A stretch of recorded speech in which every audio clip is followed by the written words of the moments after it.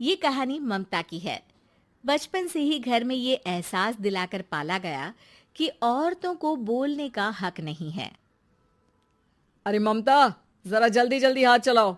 रोज office में देर पहुंचता हूँ तुम्हारे कारण।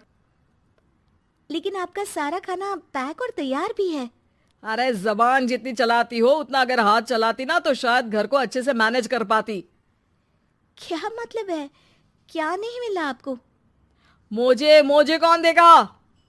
ममता भागकर पति को मोजे देती है। वो हर किसी का ख्याल रखती, लेकिन उसके घर में रोज का रोना लगा रहता। अरे माँ, आज स्कूल में टीचर ने मुझे फीस के लिए डांटा। माँ, मुझे अच्छा नहीं लगता कि स्कूल में फीस के पैसों के लिए मुझे कोई भी बात सुनाए। अरे पर बेटा, ये तो पापा करते हैं ना, सारा ऑनलाइन। मुझे तो इसकी जानकारी भी नहीं है। हाँ हाँ, बना लो बच्चों के सामने मुझे बुरा। अरे करता तो मैं ही हूँ, माना, लेकिन मुझे कोई सपना थोड़ी ना आएगा कि बच्चों की फीस जमा करनी है। अरे बताओगी तो तुम ही ना। ममता की अब ये आदत में शुमार हो चुका था। वो हमेशा हर बात के लिए खुद को ही दोषी मानती। एक दिन वो पड़ोस की दोस्त से कहती है, समझ नहीं आता यार, मैं इतनी डम कैसे हो सकती हूँ। बात तो सही भी है ना। अब पति बेचारा नौकरी करे, पैसे कमाए, या फिर ये देखे कि बच्चों की फीस का वक्त है। क्या करूँ यार। पता नहीं, मेरे पति तो सारा काम खुद ही करते हैं। वो तो कहते हैं कि तुम थक जाती होगी, सारा दिन घर बाहर बच्चे। तो अच्छा, ऐसे भी पति होते हैं क्या? अरे क्या बात कर रही है? भाई साहब कभी तुझे किसी बात के लिए सुनाते नहीं? किसने कहा नहीं सुनाते? अरे ये पति चीज ही ऐसी होती है कि बिना पत्नी को सुनाए उन्हें चैन की नींद कहाँ आती है। तो तू भी परेशान रहती होगी कि कैसे, क्या, कब भूल गई। अरे वो तो मुझे बस इस बात के लिए ताना देते हैं कि मैं वक्त पर खाना क्यों नहीं खाती या पार्लर जाकर अपनी साज सज्जा क्यों नहीं करवाती। पड़ोसन बोल ही रही होती है कि ममता के बेटे की आवाज आती है। अरे माँ, क्या हो गया? लग नहीं रहा कि आज आप मुझे पानी भी देगी। अरे कब से खाने के लिए वेट कर रहा हूँ। अरे यार, मैं चलती हूँ। बेटा खाने के लिए वेट कर रहा है, मैंने उसे खाना भी नहीं दिया। अरे 12वीं में पहुंच चुका है तुम्हारा बेटा, उसे बोलो खुद पानी लिया करे। मैंने तो अपने बच्चों को काम करना सिखाया है। अरे यार, खुद की भी तो कोई लाइफ है। माना जब नहीं कर सकते थे तो किया, लेकिन अब इतने बड़े बच्चों की हर बात मानेंगे तो मुश्किल तो अपने को ही होगी। ममता को पड़ोसन की बात में दम तो लगता है, लेकिन करे क्या, आदत भी तो खुद ही ने डाली थी। ममता घर जाती है कि तभी बेटी आ जाती है। माँ, परसों मुझे एक शादी में जाना है। तेरी वो जो लाल वाली साड़ी है ना, उसे दे देना। मैं आज जाकर टेलर को दे दूंगी, वो उस साड़ी से सूट बना देगा। अरे नहीं नहीं तारा, वो मेरी माँ ने मुझे दी थी और उस साड़ी से मेरी काफ़ी भावनाएं जुड़ी हैं। तुमको ना मैं दूसरी साड़ी दे दूंगी। ओके, कोई बात नहीं, लेकिन आज दे ही देना पक्का। तारा माँ की साड़ी से सूट बनवाकर पार्टी में जाती है, लेकिन जब वो पार्टी से लौटती है, क्या है, मैं तो समझ ही नहीं पा रही हूँ। अरे जब वो साड़ी मांगी थी तो ये छल्ली सी साड़ी क्यों दे दी? मैं ही पागल थी जो इस साड़ी का सूट बनवा लिया मैंने। माँ, जानती भी हो कि कॉलेज में मेरी कितनी हंसी उड़ी। तभी वहां ममता का पति सुनील आ जाता है। अरे गवार औरत, जब बेटी साड़ी मांग रही थी तो दे देती ना।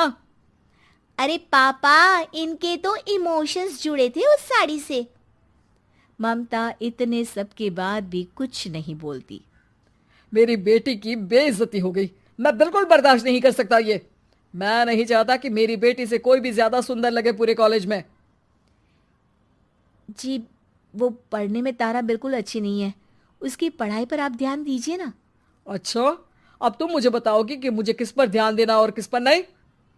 रमेश जैसा ही ये वाक्य पूरा करता है, ममता की बेटी और पति उस पर जोर जोर से हंसते हैं। अरे ठीक है ना, पता ही नहीं चला कि कैसे वक्त इतना बीत गया। अरे कैसे पता चलेगा माँ, हम लोगों के पीछे जो तू बैताल की तरह चिपकी रहती थी, तुझे कैसे वक्त का पता चलता?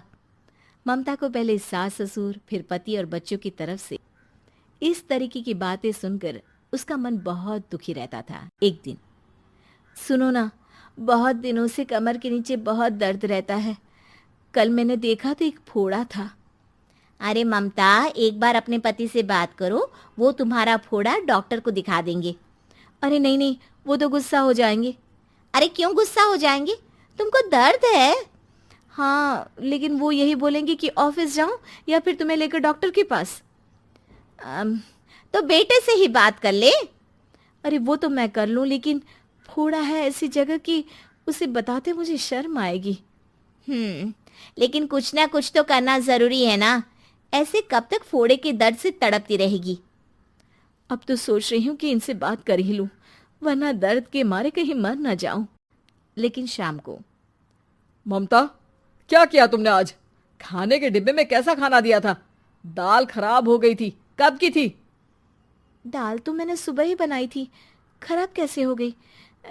अच्छा सुनिए ना, मुझे कहना है कि अरे गरम दाल बंद करोगी तो ऐसा ही होगा ना। बेइज्जती हो गई सबके सामने मेरी। ऑफिस वालों ने ऐसा मजाक उड़ाया कि क्या बोलूं। कल से ठीक से खाना देना है तो देना, वरना खाना देना बंद कर देना। बाहर खा लूंगा मैं। ममता, जो पति से अपनी परेशानी बताने वाली थी, वो अब ये सोचने लगती है कि कल से पति को खाने में क्या दे। अगले दिन ममता थकी थकी सी हालत में, आप लोगों के लिए नाश्ता बना दिया है, खाना बनाने की हिम्मत नहीं है आज तो। रात भर सोकर थक गई है ना, इसीलिए तो खाना नहीं बना सकती। हिम्मत नहीं हो रही है, मैं बस सोने जा रही हूँ। बस मैडम को सोने का बोल दो, फिर देखो कैसे सोती रहती है। माँ, फिर वही पराठा सब्जी। अरे हमारे साथ के दोस्त एक से बढ़कर एक नाश्ता खाना लेकर आते हैं, आप तो बस। सभी घर से निकल जाते हैं, लेकिन जब शाम को बेटा घर आता है तो घर में अंधेरा रहता है। बेटा लाइट चलाता है। क्या माँ, तुम्हारा भी जवाब नहीं है बिजली का बिल बचाने के लिए? वो बोल ही रहा होता है कि सामने माँ जमीन पर लेटी मिलती है।